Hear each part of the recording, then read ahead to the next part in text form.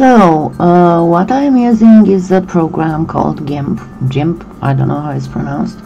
It is a free image editor, and I just wanted to show you how you can enhance a little bit the photos of your pieces so that they look better. The thing is that you don't enhance them to look better than they are.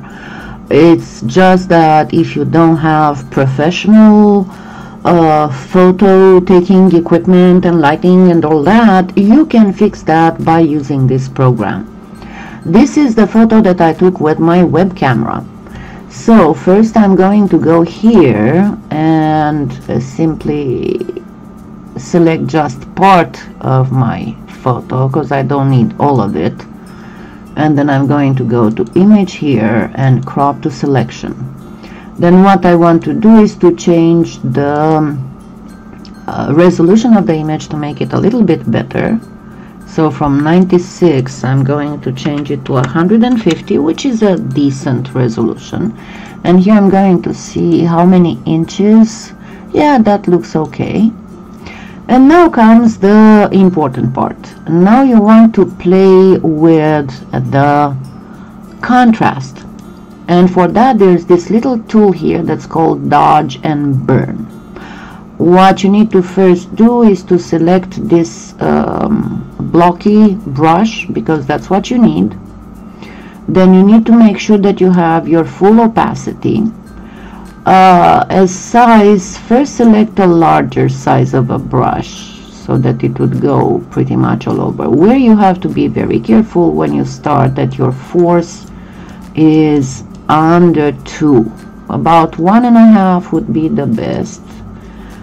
And now we are going to start a little bit enhancing the contrast. Yeah, you could do it with the other function, but this is much better because you can do it just with the piece.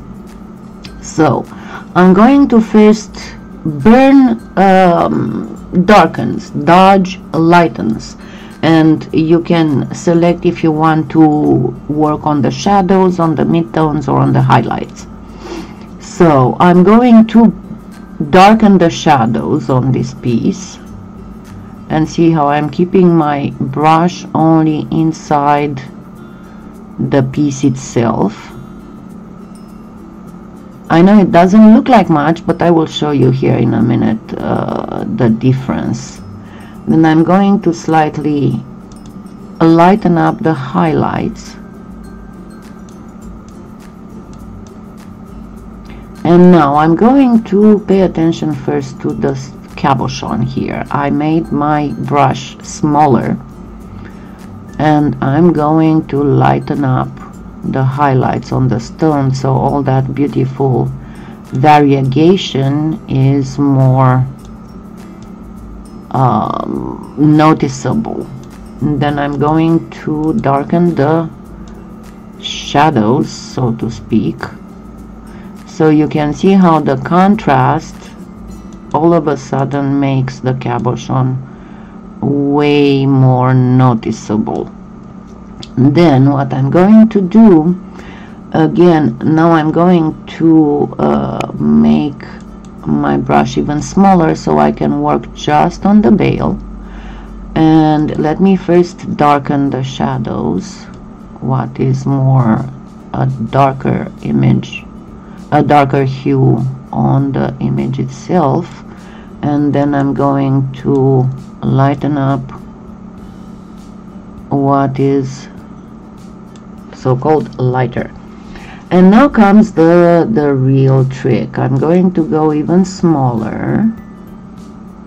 Can you see the size of my brush? And it's easier if you lock the brush to view, then you'll have that little crosshair right in the middle of your brush. And now I'm going to enhance the force with which I do all this to 3. And I'm first going to darken the shadows, lighten up the highlights so that there would be a more metallic tone on the whole piece. You can already see where normally the piece reflects the light, and that's all you have to do, is to kind of enhance those spots.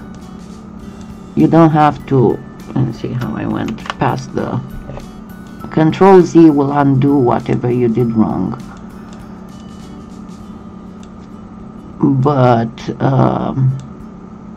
here we go in a line, and then get a little bit more persistent on this specific spot. Then normally here it would reflect some light as well as here, and a little bit here,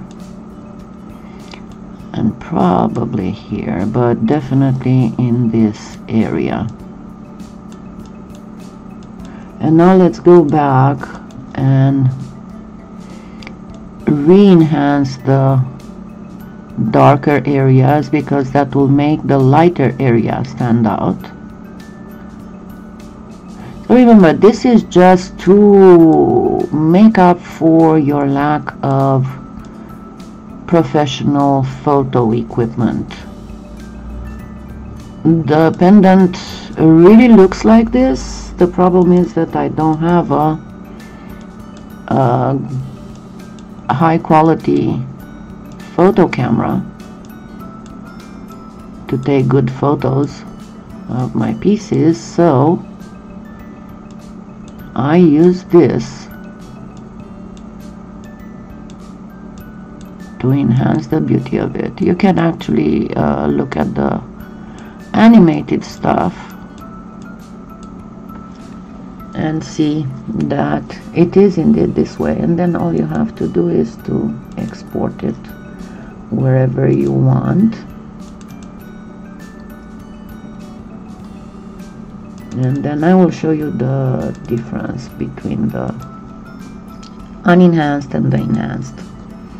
So let's close this and let's open them both. First of all, I'm going to open this one, and then I'm going to open the one we just did.